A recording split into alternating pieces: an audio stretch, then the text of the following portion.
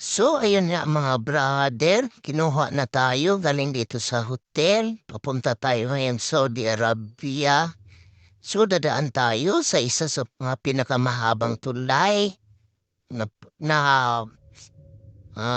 sakop ng Saudi Arabia at saka ng Bahrain. So, samahan niyo kami sa aming paglalakbay para makita niyo din kung gaano kahaba ang tulay na iyon. So ngayon guys, naglalakbay tayo, nakasakay tayo sa sakyan ng aming agent na kumuha sa amin galing sa hotel.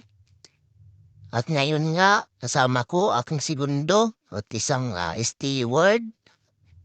At aming dinaanan ang Manama, isa sa mga pinakampulsibong sentrong pangkalakalan ng Bahrain. Ito ay ang Manama. Matataas din ang mga building dito. Mga brother at sister, kita nyo naman kung gaano nakaprogressive ang bansang ito. Susamahan nyo kami sa aming paglalakbay at tatawid tayo sa isa sa mga pinakamahabang tulay na tinatawag nilang causeway.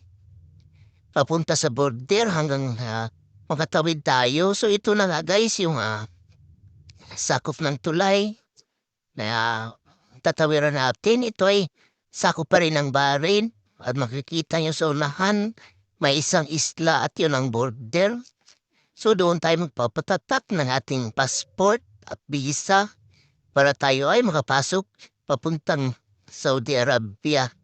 So samahan nyo kami sa aming paglalakbay.